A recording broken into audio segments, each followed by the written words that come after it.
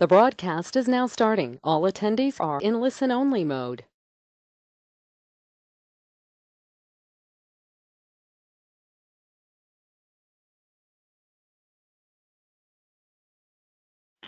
Good morning, everyone. This is Karen Gans.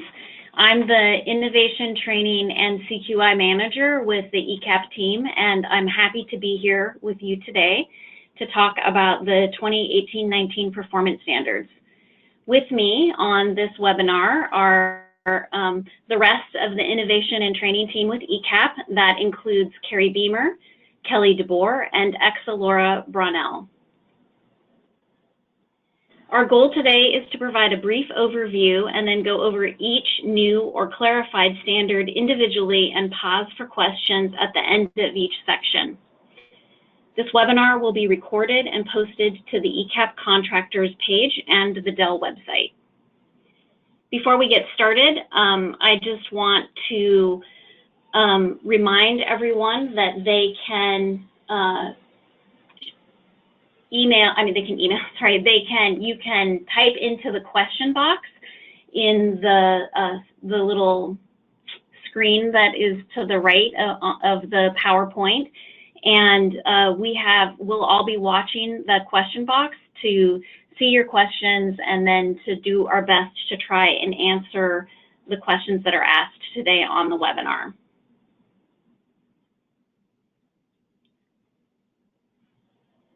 We'll answer questions at the end of each section, and then we'll also save some time at the end of the webinar to answer any additional questions that may come up.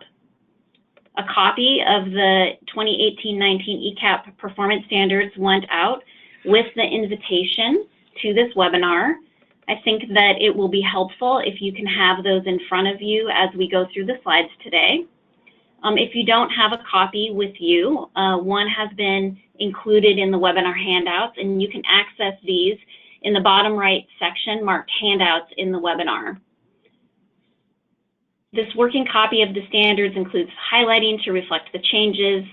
The items highlighted in yellow are new requirements, and the items highlighted in gray have been moved from the ECEAP contract into the performance standards or include additional language for clarification. A finalized version of the standards will be posted on the ECEAP contractors page on the Dell website when it's available. So there will be a clean version coming soon. We just wanted to keep the changes in this version so that it's easy for all of you to see what's different.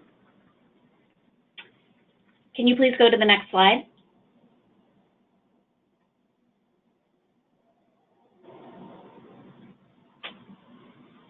Thank you.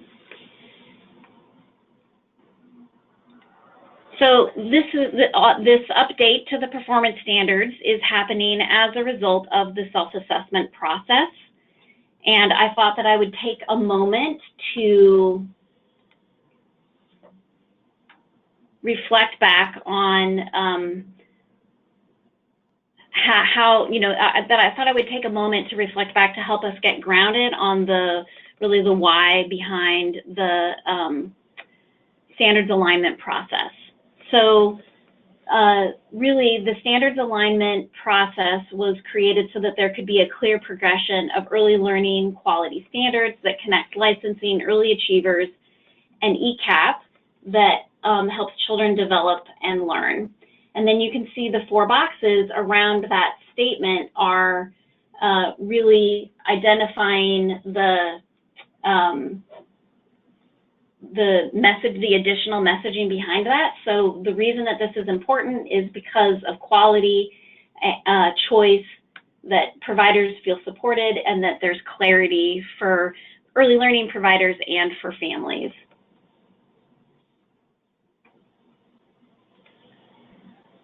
Can you go to the next slide?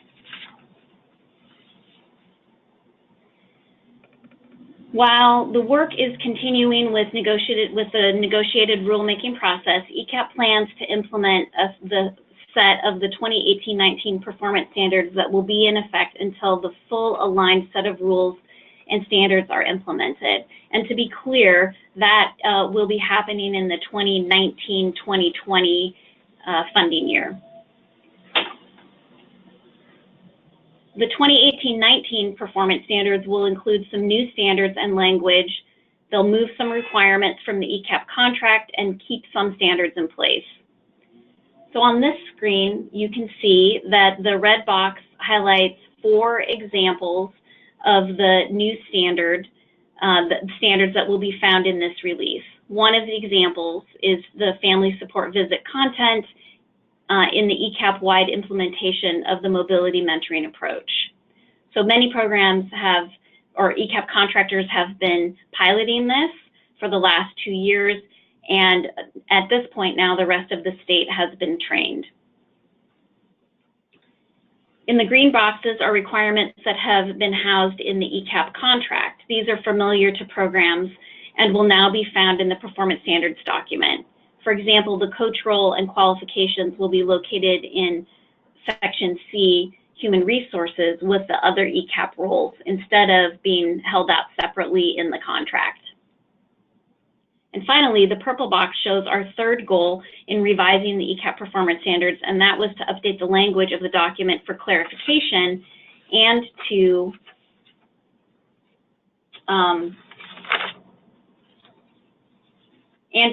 align terminology with licensing and early achievers.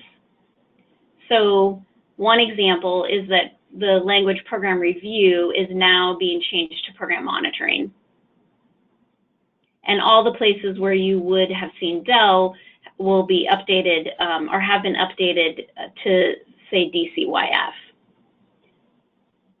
These standards will go into effect on July 1st, 2018.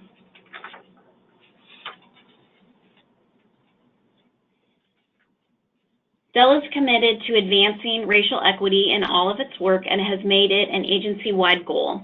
The standards alignment process is operating with a principle of consistent application of racial equity and cultural humility principles. This work is happening internally at the Department of Early Learning, as well as in partnership with the ELAC, our Early Learning Advisory Council, Thrive Washington, the Children's Alliance, Regional Early Learning Coalitions, and other external partners to make sure that the process supports Washington's diverse population of children, families, and providers. The WAC-focused alignment community feedback process that took place in April through May of 2016 reviewed the licensing standards drafts by applying racial equity and a cultural humility lens. In a series of 23 meetings during that time period, dozens of stakeholders shared their feedback on a set of proposed licensing standard drafts. We had 467 stakeholders who represented all types of early learning providers and a wide variety of racial, ethnic, cultural, refugee, and immigrant income and linguistic communities. The communities represented in the meetings included, but are not limited to, Native American, African American, Hispanic, Latino, Asian, Yakama Nation, East African, Filipino, Spanish-speaking, Somali-speaking, and Russian-speaking.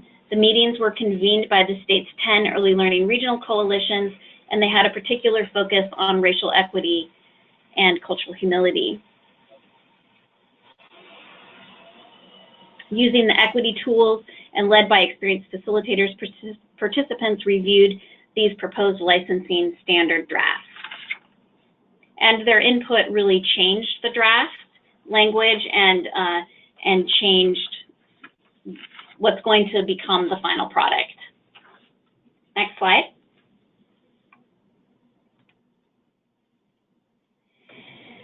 So as most of you probably know on the line, DEL began the standards alignment work in March of 2015. And that work involved analyzing existing regulations and requirements and standards, and then creating a stakeholder advisory committee. They developed and implemented a community input process and consulted with national experts. Beyond the statutory requirement of the Early Start Act, DEL recognized the need to seek input and guidance and participation from our early learning partners around the standards alignment process as well. So we sought out feedback from numerous child-centered organizations, educators, parents, providers, trainers, and advocates. So this informed the principles, framework, and approach.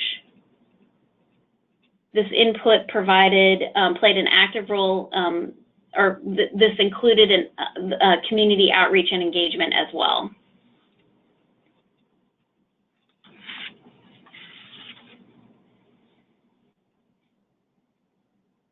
So again, the statewide community meetings were held from November through December of 2015 to provide information and to hear community input about the alignment process. There were over 1,000 people who attended 22 community input forums, expressing clear interest in key content areas. There was additional community feedback solicited in April of 2016. And really up through the entire standards alignment process into negotiated rulemaking as well. So really, Dell worked hard to make sure that we had multiple forums. So there was the community meetings that were held, and then there were also opportunities through online feedback for people to be able to provide input into the aligned standards. And I'm spending all this time talking about the processes that were involved in developing the aligned standards because that really informed what we needed to do for the 2018-19 standards. Typically, ECEAP historically has updated standards periodically so that they're relevant, they're up to date, so that we don't have a number of items in the contract. And through the early achiever process and then the standard alignment process, that really became delayed. And it really highlighted the need for us to make sure that we provided information to you. We sort of think of this as our bridge year, where the standards alignment process isn't quite completed, but we have enough information to know what standards are going to need to be changed in ECEAP generally. And we decided that it would be helpful to implement some of those changes in the 2018-19 school year so that you had an opportunity as an ECEAP contractor or ECEAP staff to begin to make some of the needed changes. We call this a bridge year because in the 2019-2020 school year, when the aligned standards are fully in place and being implemented and required, the structure is going to look very different. It is going to be the standards as you know them, A through G, will go away, and it would be completely new format. And in order to have that not feel quite so overwhelming, we really thought that being able to incorporate some of the changes in the current format would help everybody be able to have a more successful transition with the full aligned standards. And it also helps keep the performance standards more accurate and hopefully meaningful for everyone if you have updated standards as well.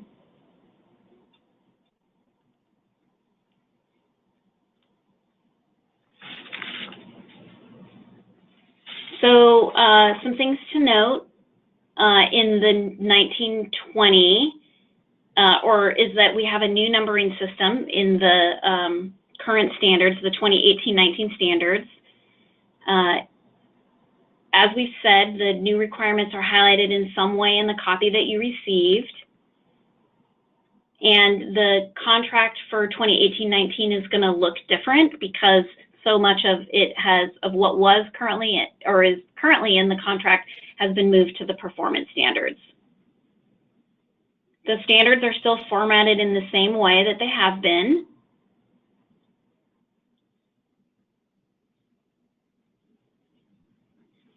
So with that overview, I would like to have us go to the next slide. slide.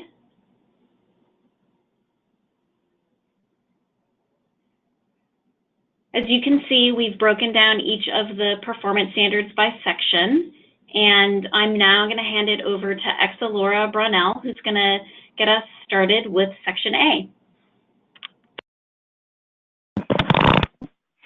Good morning. So we're going to first look at the changes and updates to section A. And we'll be looking at the standards that were emailed to you during this time and be scrolling through those. If you don't have a copy of the standards, you can find them attached to this webinar in the handout section. Okay, so section 200. Oh, so these are the areas in the administrative section that have been changed. You can see that not all of the A standards has had a change or update to them, and so we're just going to look specifically at these 6 standards. Okay, next slide. Or yeah, let's pull up the PDF.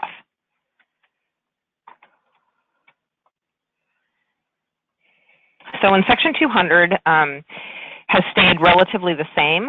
There's an additional line here that you can see that's highlighted to include that contractors must also include instructional leadership strategies for staff. And then we move to 202. And in 202, there is some clarifying language here that gives more information of what your service delivery plan must also include. And so this is just more clear for contractors. So in section 205,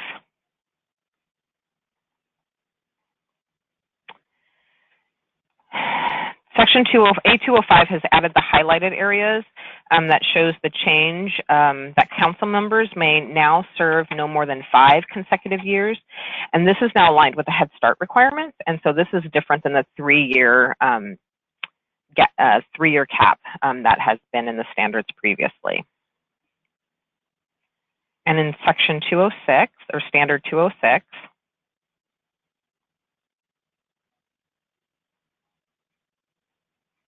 we're going to move this up. So standard 206 is in reference to the community assessment. And we've also aligned this with the Head Start requirements, and the change in the language requires that the community assessment be completed every 5 years. And we've added language to allow the assessment to be aligned with contractors who are also doing a Head Start community assessment. So the next standard that we're going to look at is A206. I'm sorry, yes, A208. And so A208 is in regards to program monitoring, and you can see that there is an added line at the end of the standard. This now includes that contractors must maintain the progress on a corrective action plan that may have been created as a result of program monitoring. And then the next standard that we're going to look at is standard 211, stewardship of ECEAP funds. And here you can see that there's gray highlighted areas and yellow. So the gray areas are parts that have been pulled from the contract and clarified. And then the yellow areas have given you more clear information around the types of false information that may happen. So most of the language has moved from the contract, but this additional added language includes the information that should be reported to DCYF. And so this is the last standard of the A section. And so I'm going to hand this over to our, or we're going to hang on for a second and see if there's some questions. And it looks like we have a few.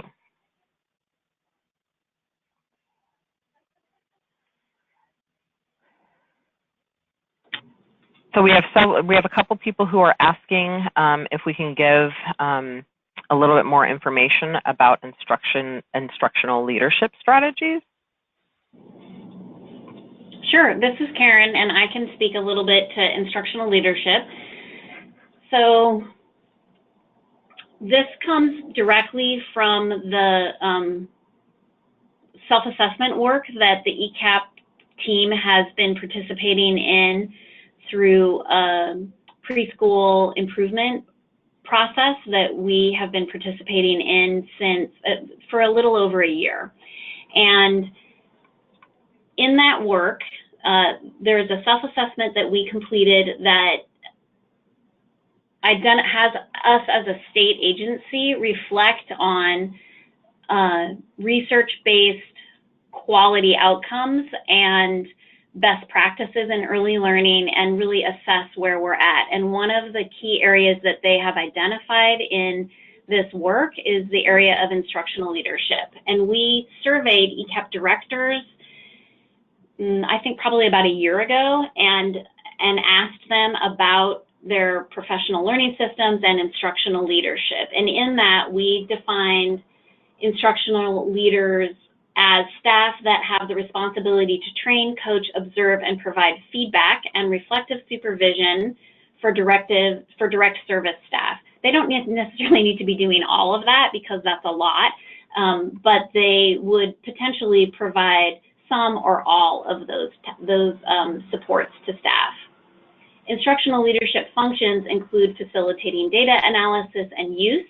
So that could be an ECEAP director that's doing that, or it could be data staff that have been identified as leads on that work.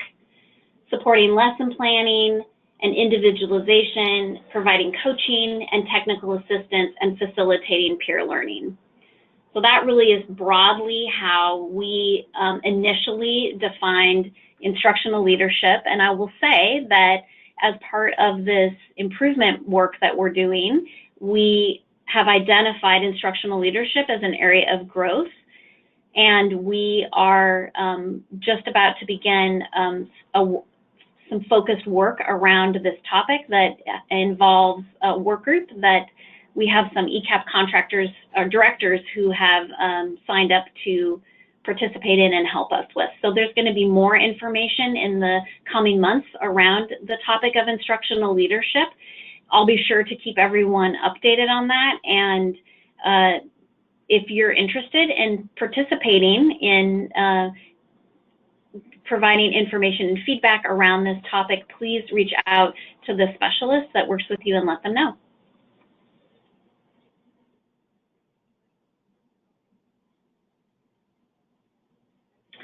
And I see Alicia's asked if we can send out the points that I just discussed around instructional leadership, and absolutely. We have another request that Danielle asked around whether or not we could share the presenter notes for these slides, and it will take some work for us to clean up the presenter slides, at least my presenter slides. I'll be honest there. So I will we'll work to do that and get that out and posted for all of you so that you can have the language that goes along with the slides. So hopefully that can help you in explaining this to staff as you're supporting them.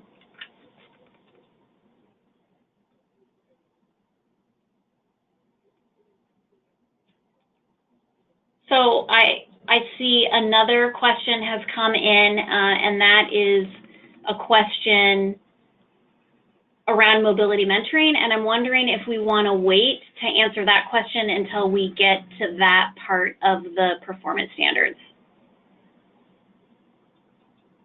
I'm asking the other facilitators on the webinar, what do you think?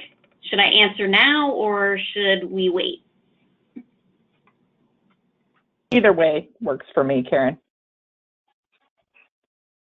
Okay, so I'll just, so the question is mobility mentoring mandatory in 2018-19? And the answer is yes. Mobility mentoring, it's mandatory. It's going to be a requirement in the performance standards that mobility mentoring is implemented with all families.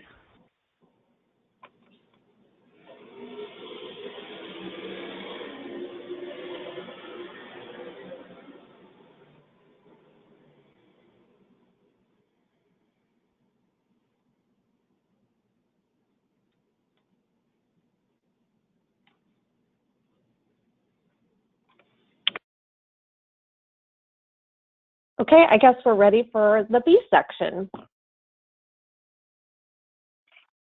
Well, Carrie, we have one more question, and the question is that the standards differentiate between contractor and subcontractor, but only show contractor responsibilities throughout. So this person is wanting to know how they will know what their responsibilities as a subcontractor will be. So what I would say as a subcontractor is that you would want to contact the ECEAP director, and you would want to have a discussion with them about that, around what responsibilities do they take responsibility for and they're making sure are happening, and what are the pieces that they have expectations for you to complete. Some contractors, in fact, most contractors create a contract with subcontractors, and so that information may be identified in your subcontract or your contract that you have with the ECEAP contractor.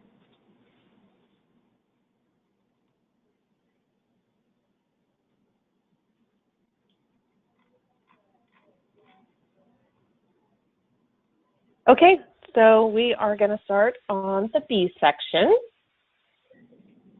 And it takes us just a minute to pull up the standards. There we go. So we're going to start with B200, child recruitment.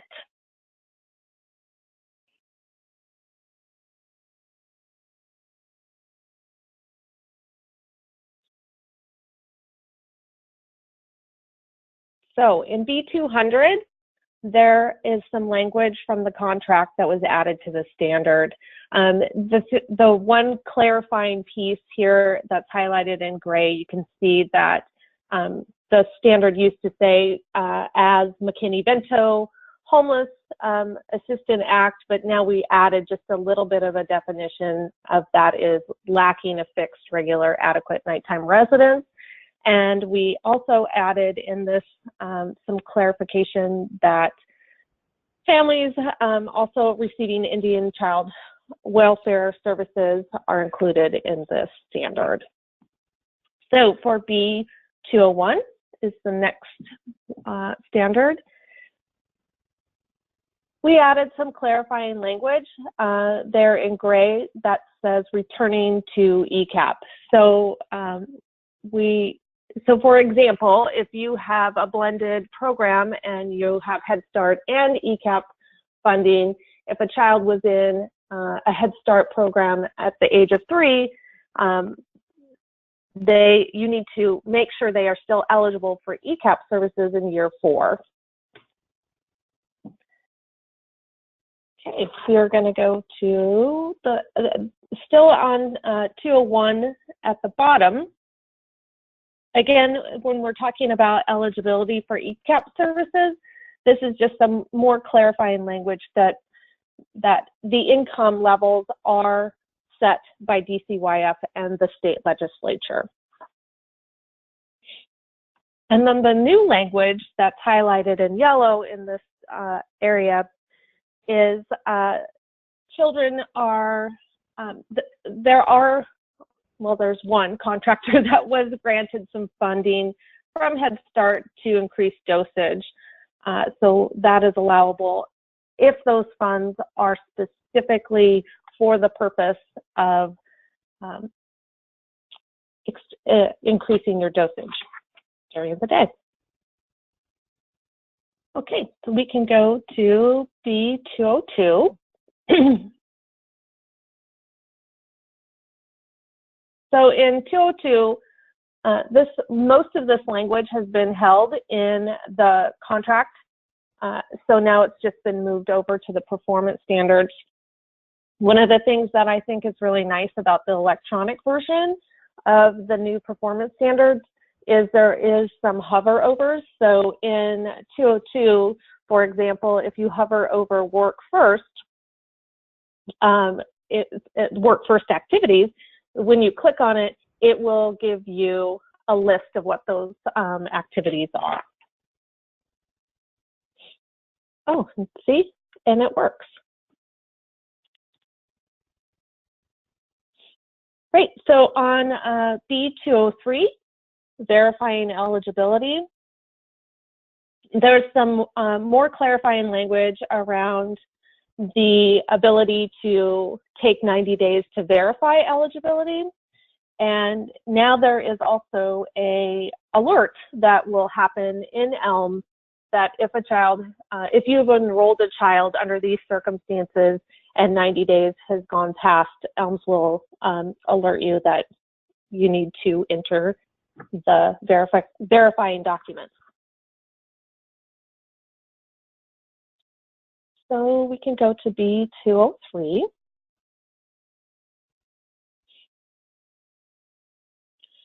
What I'll say about B203 is that we have, throughout the year, as I and others have done enrollment and eligibility trainings across the state, heard consistent feedback from you all that verifying family size is one of the most difficult things to do. And we really listened to that. And so we added some language in this standard. So when there is no supporting documents that you've sort of exhausted what you can do, now we are going to allow parents to sign a statement. And we can take the signed application as well as verification of documentation. The other part of that standard that's there's some clarifying language around, it says it's not necessary to verify eligibility for children who attended ECEAP and are still age eligible except for those extended day slots. And then in B202, there's clarifying language around what you need to be eligible for those slots.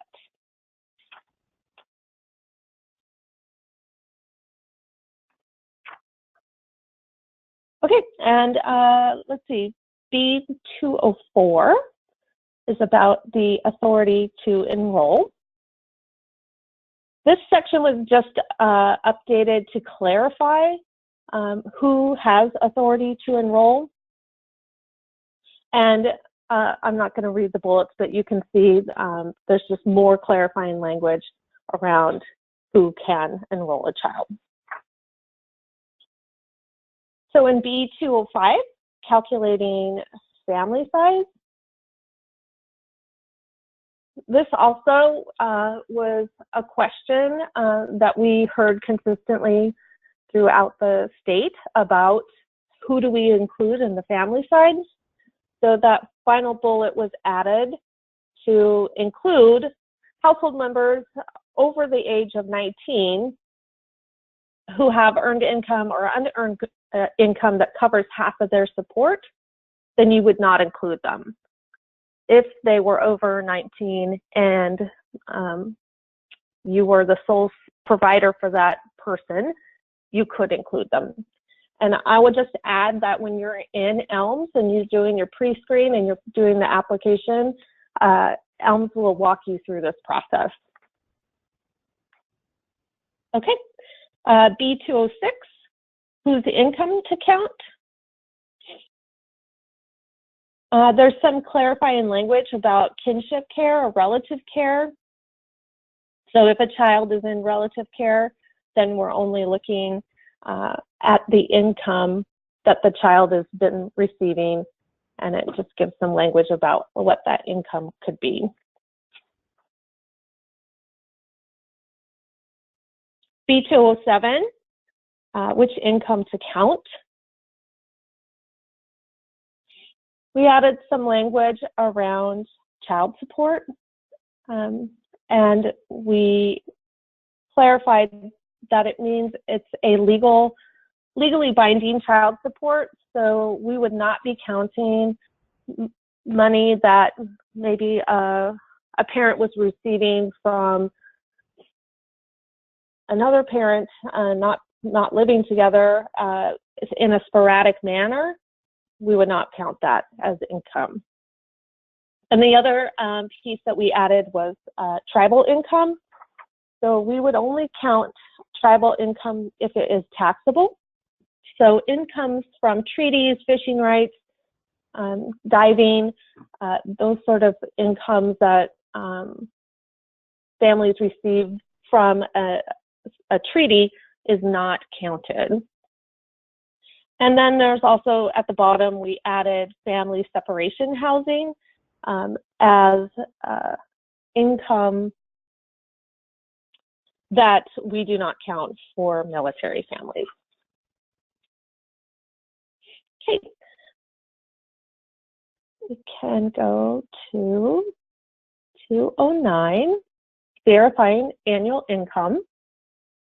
Again, this is very similar to a previous standard. We are just clarifying again for kinship or relative care providers that we are verifying the grant amount that children are receiving. What I want to say about that one. And then B210.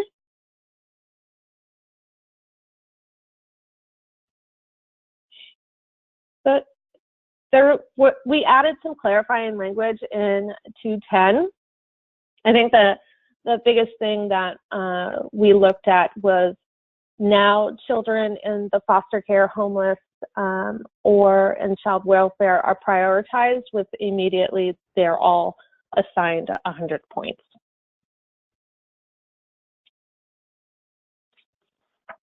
Okay, 211 is about over income slots.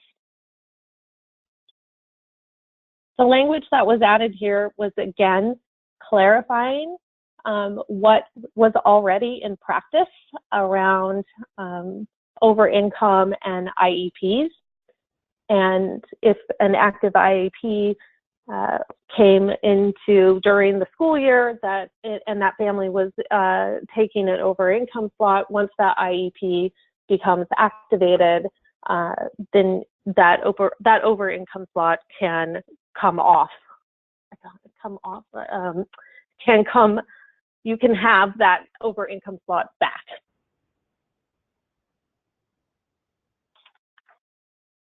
Okay. See, the next one then is 213. So again, this has just been added as some clarifying language. We've had questions that at times people ask, well, this child lives 50-50 with this parent this time and this parent over in another county. If they come to school part-time, does that count? And so we just wanted to clarify what part-day, full-day, and extended day hours would look like. Children need to be available to come to school. So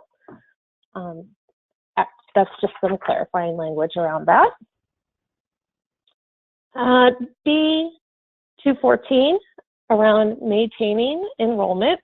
Not a lot changed except for we added extended day classes are not eligible for the option of not enrolling in the last 60 calendar days because they're year-round programs, so they enroll all the time. And then B215, around attendance. There is some new and different language. So in this standard, contractors must write a policy when families are scheduled to be out of class time for an extended amount of time. And this would include vacations or similar situations. This standard was written to balance families' need and really respect what families are wanting to do and being good stewards of the state's dollars. So, you know, one of the bullets says meets families' needs best as possible. So we want to really meet families where they're at, but at the same time, we have to instill the 30-day enrollment policy. So in that section too, there is some more clarifying language about homelessness. And what we really are just pointing out is that homelessness cannot be a barrier for a child to not attend school. So we would ask that you would collaborate with your school district, think about carpooling, all of those bulleted sections of how can we get that child to attend school. And I think that is the last standard in the B section.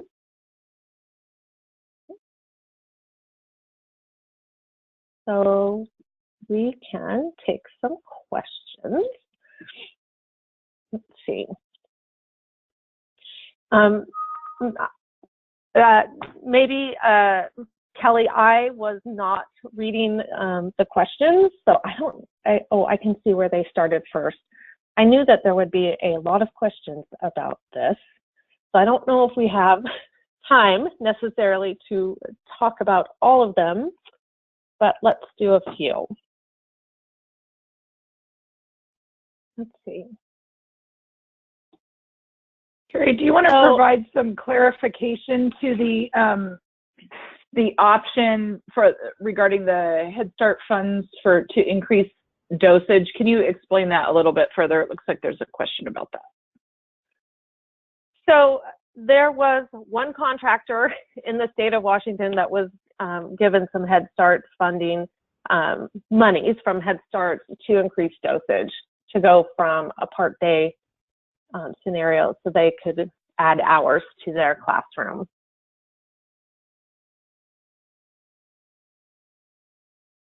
And I would just say that you would know from Head Start if you were granted that type of funding.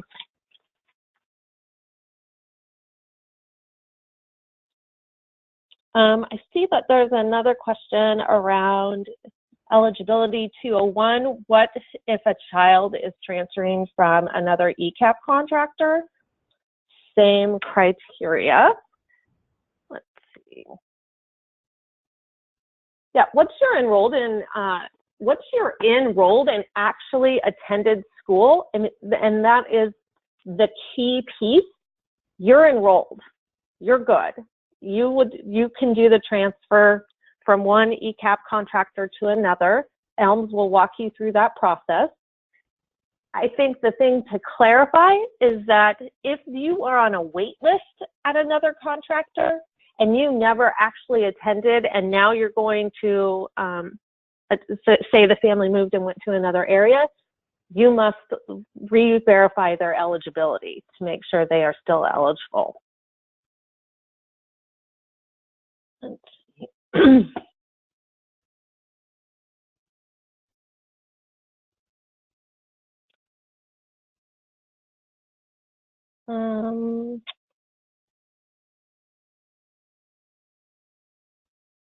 So there was a question about, does it have to be court-appointed kinship care? And there is language in the standards now that includes what we call in loco parentis. That means acting as the guardian of that child. That is absent of any court, any legal involvement. It's a guardian who is acting on behalf of that child as a parent. So it does not have to be court appointed.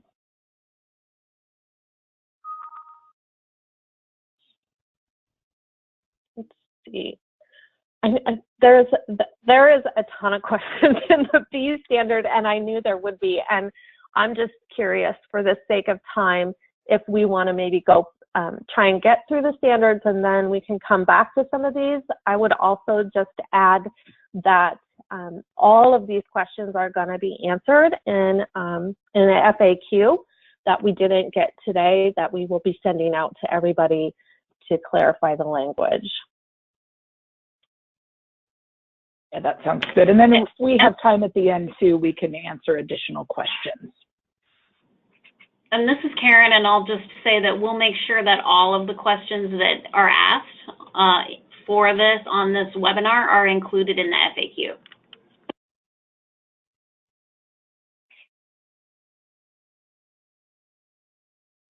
Okay, I think we're ready for the C standards. Great. So this is Kelly, and I'm going to share some information on Section C, Human Resources. As many of you heard at the February directors meeting, this section will look a bit different and expanded due to the requirements moving over from the ECEAP contract, such as Karen mentioned earlier, the coach role and qualifications are moving from the ECEAP contract into the performance standards, along with some of the requirements for curriculum and goals training and mobility mentoring, as we talked about. So there's very few new requirements in this area. The vast majority of the information I'm going to be sharing with you here is simply information that has moved from the contract into performance standards, and some of them have additional language provided just to further clarify. I'm going to get the performance standards opened here.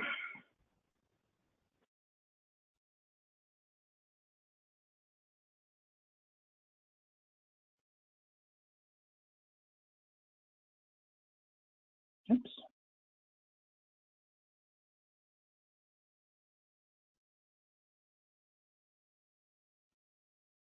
There we go. So the first one you can see is C202, and this language here came directly out of the contract. No changes were made, and it just requires that staff qualifications are entered into merit within 30 days of hire for each ECEAP lead teacher, assistant teacher, family support, and coach. The next standard in this section that we're going to look at today is C208. This is the family support role. And in this section, much of the language here includes statements that came from other standards in the family support section, as well as language from the contract around mobility mentoring. And additional language was added to clearly define the knowledge, skills, and abilities needed to fulfill the requirements of this job role. So just more clarification was provided. In C209, you'll see this additional bullet here highlighted in gray. We added the home visitor child development associate credential as an acceptable qualification for the family support role. C210, a little bigger.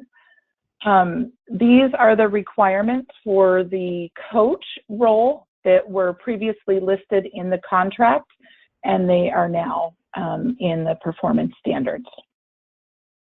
Followed by C211, which really covers the qualifications for that role. So no changes there. Just moving that out of the contract. I do want to draw attention to this final paragraph here in C211. So this set of performance standards that was sent out is a working copy, and we're working on organizing the numbering in these standards and everything else, and a final copy will be sent out to you before July 1st. But just to clarify, this last paragraph reads a little bit differently now, and it reads to match what the other positions do around professional development plans. So it just states that staff who don't meet those qualifications, for the coach, they must have an associate degree in early childhood education or a related field and be on a professional development plan to complete the qualifications of this role within 5 years of the date of hire. And so that additional language has been added since this copy was sent out.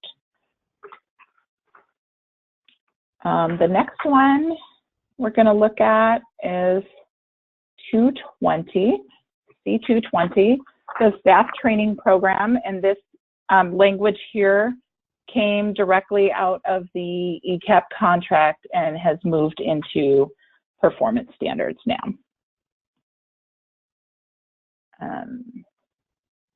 And C221,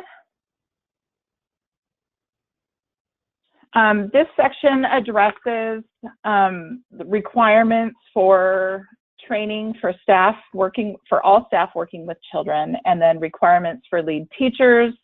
This includes the GOLD training and creative curriculum training that has been previously noted in the ECEAP contract. You'll see here highlighted in yellow the new requirement that lead teachers complete a minimum of 20 hours of in-service professional development per year. And assistant teachers, we've added the requirement of 15 hours of professional development per year. And this is really based on national research that indicates it's really beneficial for lead teachers and assistant teachers to have access to that ongoing professional development.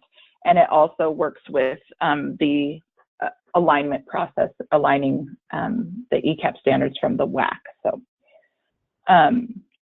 the family support staff, this is where we have moved the requirement for mobility mentoring from the contract into performance standards now. And as Karen mentioned earlier, mobility mentoring is required for everyone to implement this next program year. And so family support staff must complete training in ECEAP mobility mentoring, and they too must complete 20 hours of annual in-service professional development. The coach requirements that you see listed in this standard were previously listed in the ECEAP contract, and so they moved directly over. And that is all the changes for section C. And so I'm going to get back to the PowerPoint here. And questions on section C.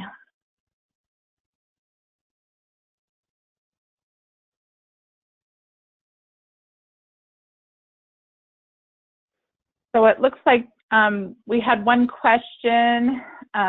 Karen and Carrie, I'm going to lean on you for responding to these since it's a mobility mentoring question. Someone's saying we had one family support go to the training and she trained the other two. Do the others need to go now? So the training that your staff went to is a train the trainer. It was designed for folks to come to the 3-day mobility mentoring training, get the information that they needed to go back and train their staff. So the answer is no, the other two do not. They have received the training from the trainer that went.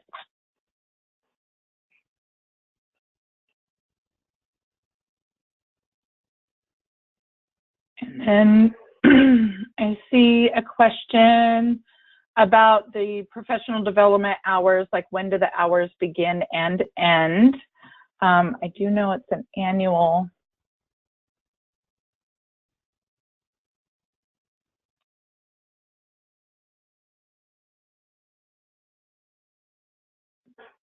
I would have to follow up with that question later to get that detailed information for you, but I know it's an annual, year to year. Hey, Kelly, this is Karen. I think that's the answer. So it's from when the contract begins in July through July, and contractors can support staff in mapping that out for themselves, or they can provide the training for them. Thank you.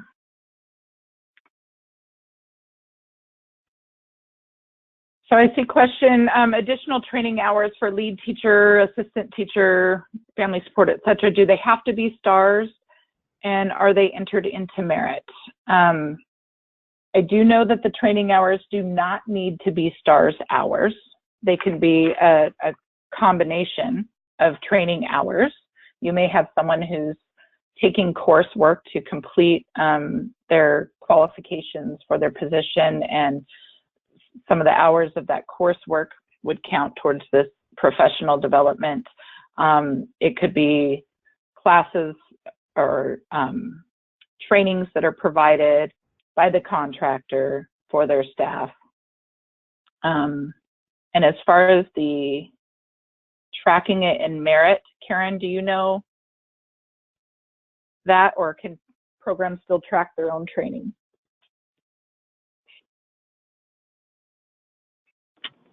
So of course I was multitasking. So is it this for coaching hours or coaching training?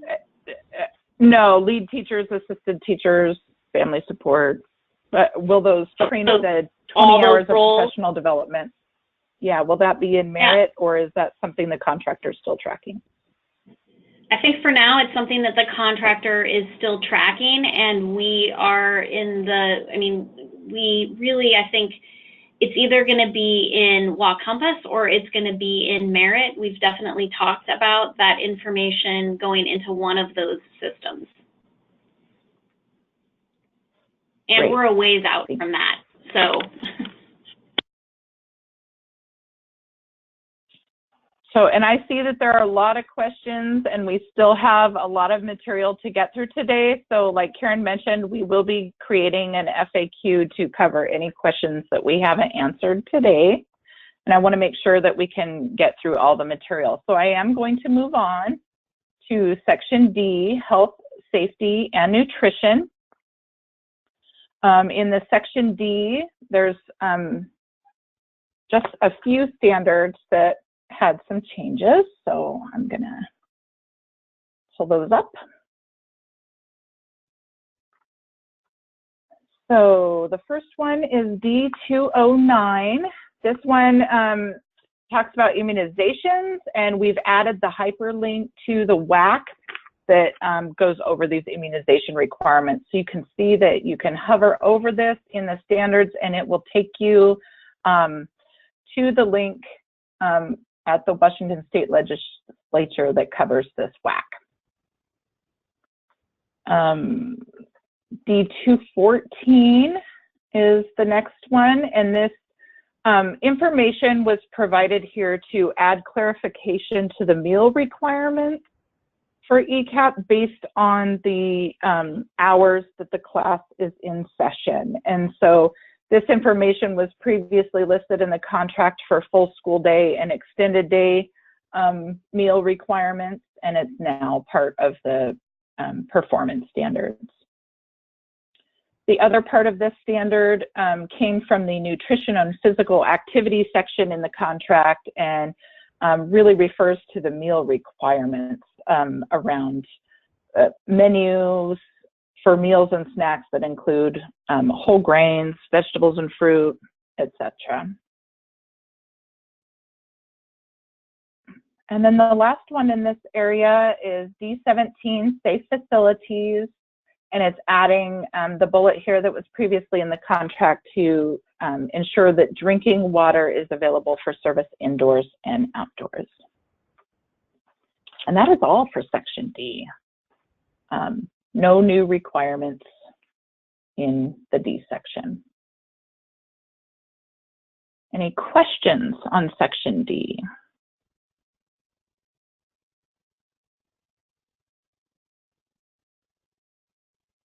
I don't see any popping in at this point. So Exelor, I'm going to turn it over to you. Thanks, Kelly. So we are going to look at Section E, Early Childhood Education Service Delivery.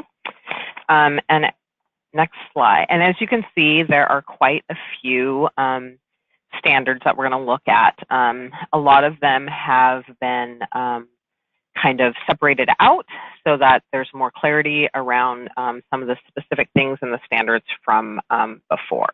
So we're going to start with standard E200. And so E200 reads the same as the current standards, but there is some added language for clarification, and we are going to just go down the list here. So, so the language that's been added here to the standard has been moved from the contract, and this is to provide some clarifying information. And the last line in Part Day is just clarifying in regards to nap time, and that the nap time minutes do not count as Part Day class hours. For full school day, which is also moved from the contract, and it's providing some clarification for closure days due to holidays, breaks, and needed staff development. This standard specifically applies to the extended day and full day classrooms, as you can see.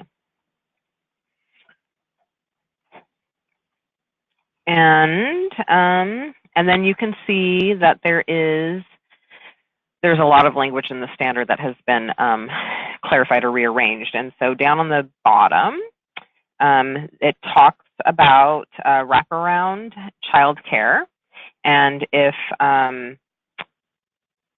children are receiving wraparound childcare in addition to ECEAP, now that needs to be clarified in ELMS in the class hours, class information page. So in Standard 202,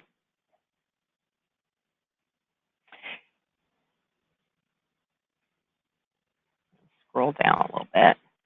So Standard 202 is a new standard, and it's in regards to inclusive environments. And so ECEAP contractors are now required to have a policy specifically to how children with special needs are supported in an inclusive environment. And so you can also see what should be included in this policy. Next standard is E203.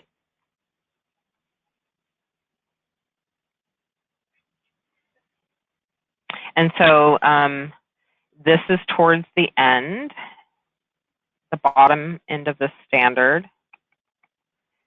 And the language here in E203, the daily routine, specifically speaks to extended day and full day classrooms. And here you can also see the WAC that is hyperlinked to the standard to show the state requirements, and then at the bottom there is additional WACs that you can utilize to get more clarification. Okay, E204. So this section is just updated to be more specific, and the language from the contract has actually been moved over into the standards section regarding which curriculum can be used, and that contractors must obtain written approval before implementing something other than creative curriculum or high scope. So standard 208.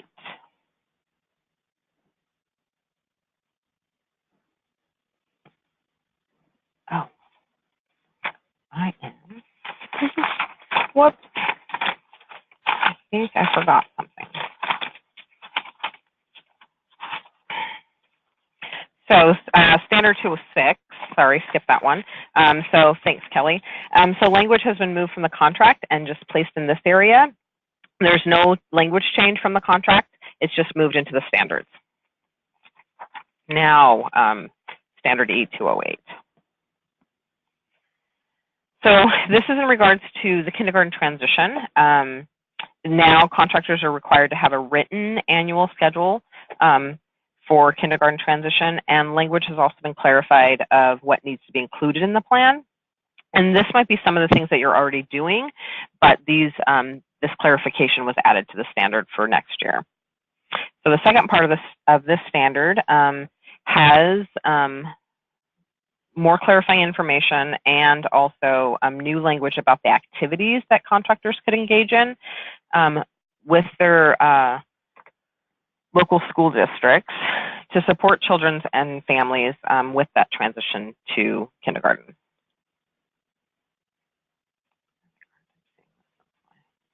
Okay.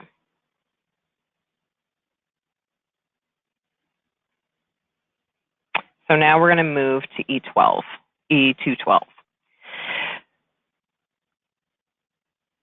So here you can see that the change in the highlighted areas, the required time frame to complete developmental screenings of children enrolled. Instead of the 90 days in the past, it's now 45 days.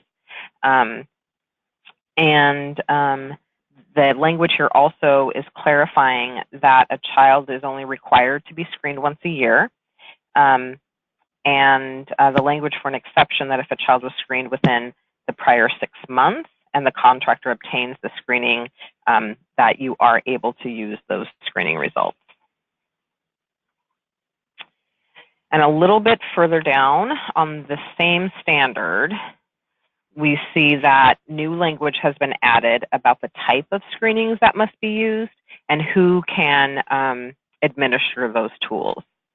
Additionally, we've added some language about, again, working with, in collaboration with your local education agency, and information in regards to making sure that children are screened in their home language by qualified staff person or with an interpreter. Okay. The next standard is 213.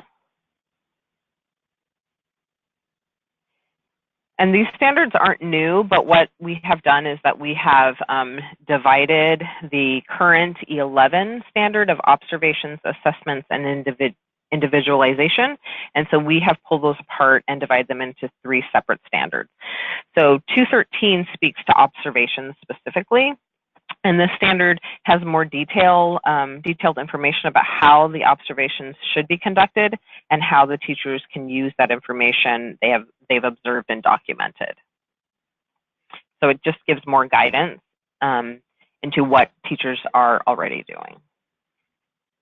Okay, the next is 214, and this is the assessment section. And here, so here we just see more elaboration on how assessments should be recorded and used in GOLD, as well as being used for continuous improvement planning. And a lot of this language is the same language from the current E11 standard. We've just added some more details for clarification. And so E215, individualization, this is the last piece that's pulled out of the current standard. And here we can see the added language of how these observations and parent observations and goal making should guide teachers for planning for individualization, as well as having this documented in GOLD and in parent-teacher conferences. Okay. The next standard is standard E216. And so the current standard E12 parent-teacher conferences have been divided also into 2 separate standards. And the hope is that this is going to help with more guidance around this requirement. In the new standard E216, which is an added standard, and it just states more specific requirements to the conferences with parents. The standard has specific time and amount of conferences a parent must receive, and the parent-teacher conference requirement is now very much like the family support requirement. So teachers should be meeting with parents once per quarter, which means that part day and full day parents, families should be receiving 3 visits throughout the year, and for extended day, it would be 4. Okay, 217. And so here this language talks about the parent-teacher conference content, and the majority of this standard was in the previous standard. And here, the additional piece is that teachers must be reviewing and updating goals set at previous conferences. The final component of the E17 includes teachers sharing information about kindergarten transition. And again, we know that this is something that teachers are already doing, but we've added it to the standard. And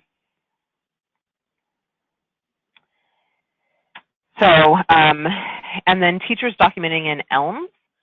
So now teachers are already required to input things like date, location, and topic. What we've added is added is the requirement that a summary of the discussion and follow-up plans. In the past, this has been an optional thing for teachers to do, and so it's now a requirement in the standard. Okay, and that is the last change in the E section. So I'm going to hand it back over to Carrie to do F. Or is there any questions before we move on?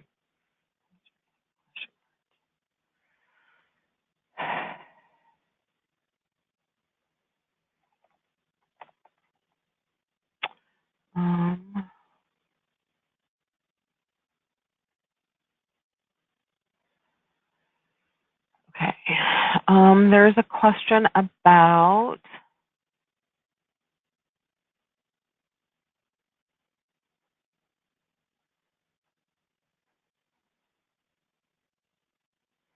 there's a lot of questions, so we're not going to get through these questions, and so let's see which ones we can look at.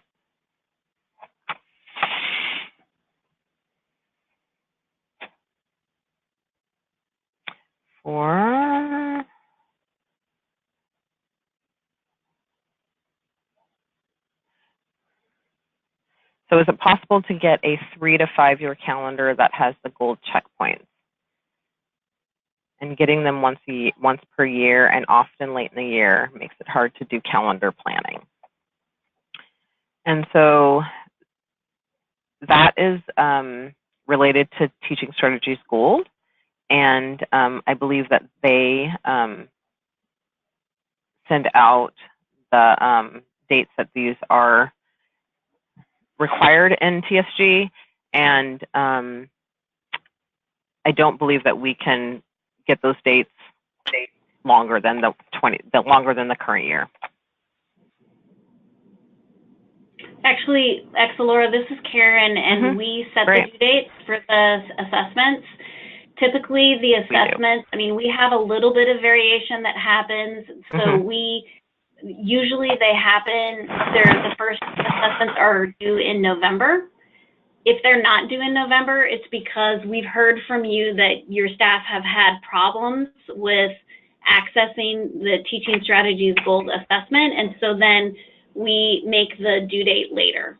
So you can always plan that the assessments are going to be due either on the 15th or the 30th of November, or later if there ends up being some sort of problem, as there have been for multiple years with staff accessing the assessment. And then the other 2 dates are also, there really hasn't been much flexibility over the years. It's in February, and the final one, I believe, is due in May.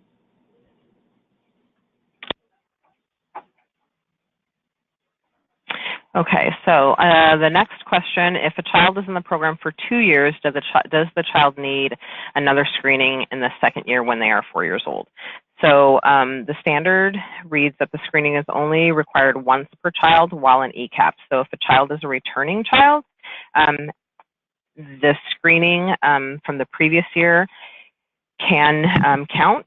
However, if there's some concerns, of course, with best practice, we would encourage you to complete a second screening. And how are we doing on time? I don't know that we can get through any more questions. And so I think we should maybe wait till the end and let's get through family support first. And we can come back to some of the other questions we've had. Actually, Laura, this is Karen, and instead of just shooting from the hip, I actually got some guidance from a team member. Thanks, Brandy Franco, for reaching out and helping me here. The due dates for the assessments are November 15th, February 15th, June 15th, and if you have extended day slots, August 15th. Again, if there's going to be variation in those dates, then they're going to be a little bit later for that fall assessment. Thanks for letting me interject that. And thanks again, Brandy. Okay, so we are ready to talk about family partnerships in section F. So for the first section is F201. I think the first thing that you'll notice is that the language in this standard is almost word for word what it is in E216. It mimics the parent-teacher guidance. But in yellow, you'll see that we added contractors must align with the mobility mentoring checkpoints. And then again, just some clarifying language around what that formal visit looks like. Contractors may also provide additional family support as needed based on strengths, needs, and requests. This is, again, just clarifying language, nothing new here.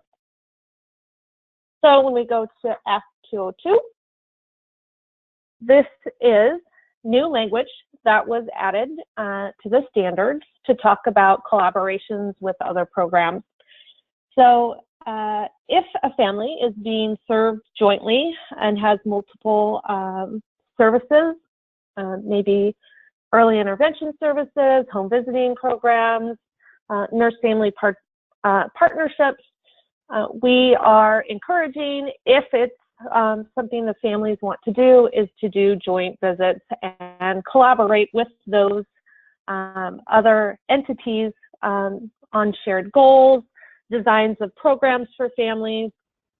Again, it is family choice. So if that is what the family wants to do, joint visits with other partners in your community, we are encouraging that. Okay, F203 has to do with family support content. What will be housed in those family support visits is the mobility mentoring approach and gathering strength through conversation and using the bridge. So that is now very specific language around using the bridge as a tool, and then identifying goals, and then we added some new language around SMART goals. There is some more clarifying language at the bottom here around ensuring that family support staff are assisting parents in meeting challenges, that it's focused on self-reliance. And then the key piece is that family support staff must document those visits in ELM. And again, have a summary of the discussions that happened. Follow-ups will be documented. Your visits will be documented.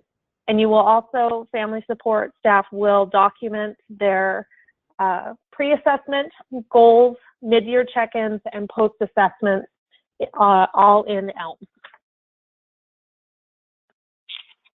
Okay, the next standard that has any is F205, is resources and referrals. The only new language added here is, again, the documentation requirement that referrals and follow-ups will be documented in ELM. The rest of the language that was added to the standard is just, it gives you some examples of community resources you may use. And if we scroll down even more, the list continues.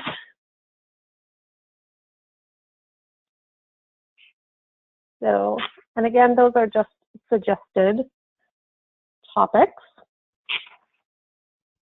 Then for F206, family engagement.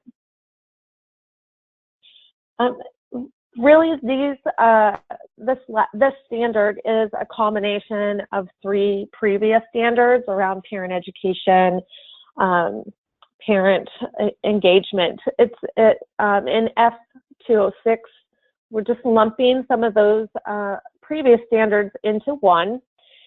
And I think the thing to know about this standard is that we are giving contractors the opportunity to, we're giving families multiple venues in which you can meet this family engagement requirement. The new language here is that contractors must write and implement a plan to encourage all families. So we want to have contractors create a plan and how they're going to reach families who don't speak English or are working full-time, or fathers or family members that are deployed or incarcerated. So thinking about when you're planning your year and your events for families, how are you going to reach these families members that could be unrepresentative? So then in F207, we are just giving you a list of family engagement content. This is merely suggestions on activities that you may do with families. It's not necessarily a list of, we want to see you do every single one of these things.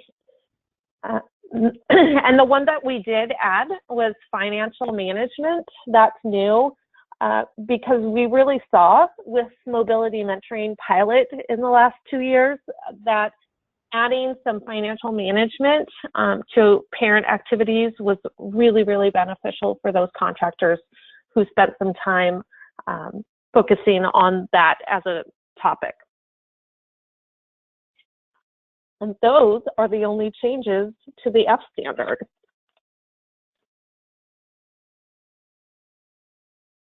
Okay, let's see if,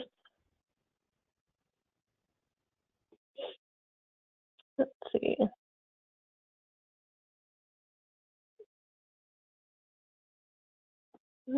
Let's see, Danielle asked a question about ELMS, and she said that family support staff typically handwrite a lot of their notes when they're visiting families, and is there a way to scan the information?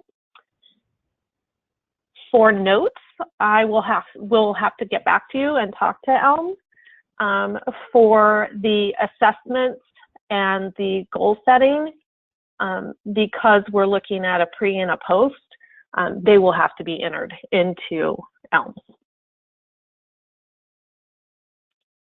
Let's see, Carrie Livingston's asking if maybe we can send an example of what a family involvement plan is.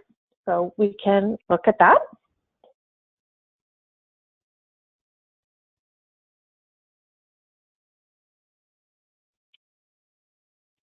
Let's see, Jody's asking, when will we be able to see any updates in ELM so we can determine how to adjust our internal tracking systems? Might need some clarification about what kind of updates you are looking for. I would just add, if others on the call don't know this, or that they, we did just add, I believe yesterday, a webinar, recorded webinar on our web page around the updates that came out in ELMS earlier this April. And it's about 30 minutes and it's a walkthrough.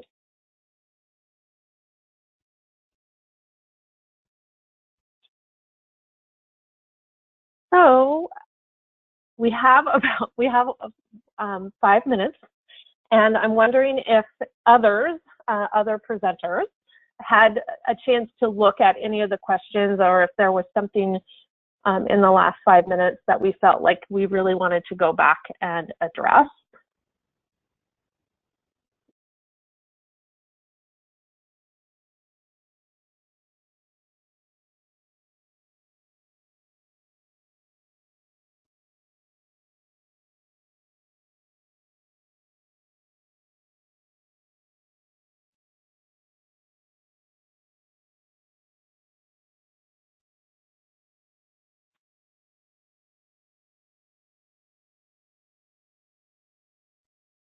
Let's see, Sandra was asking, can ELMS have an upload option for teacher conference notes? That's a question we will have to take back. Ethna was asking, when can we expect the FAQ page on this? We will do our very best to get this out as soon as we possibly can. Some of these questions are going to require us getting clarification from the data team too.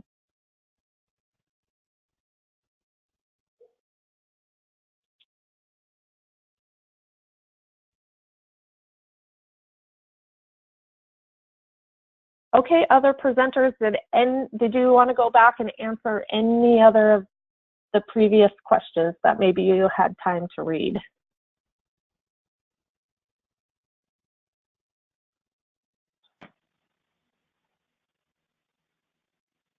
This is Laura.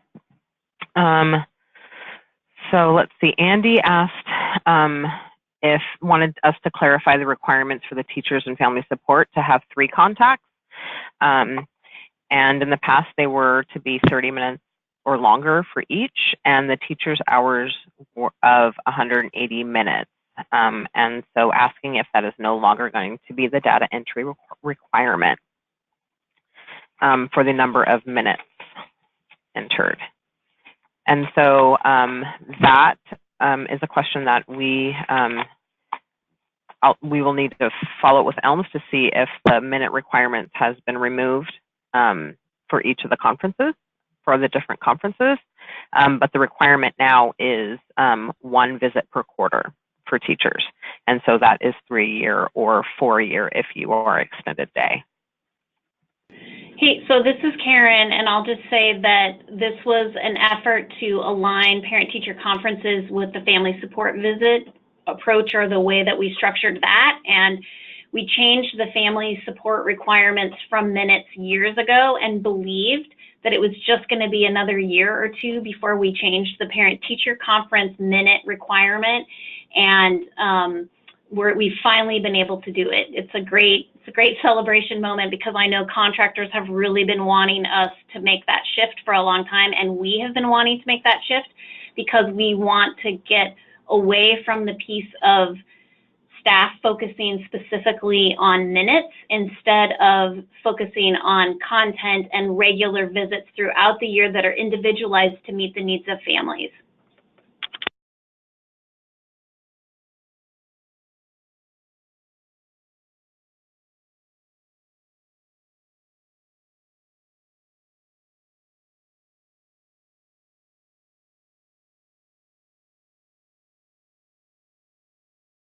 Kelly DeBoer, did you have any that you wanted to go back an answer?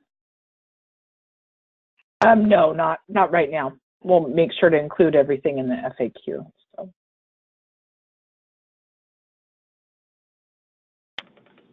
Okay, so I think that's it for this webinar today. I know that we ran into some problems with this webinar. We have people on the phone who tried to log into the webinar, and the webinar, even though it allowed us to sign up that 1,000 people could attend, it blocked us at 100. We really apologize for that inconvenience. We'll work hard to get this webinar posted as soon as possible on the website for you, and the innovation and training team will start work this week on pulling together an FAQ that has all your questions along with answers so that you can refer back to it and then follow up with your CQI specialist as needed if you have further clarifying questions. Thanks everyone, we really appreciate your participation. Have a fabulous day.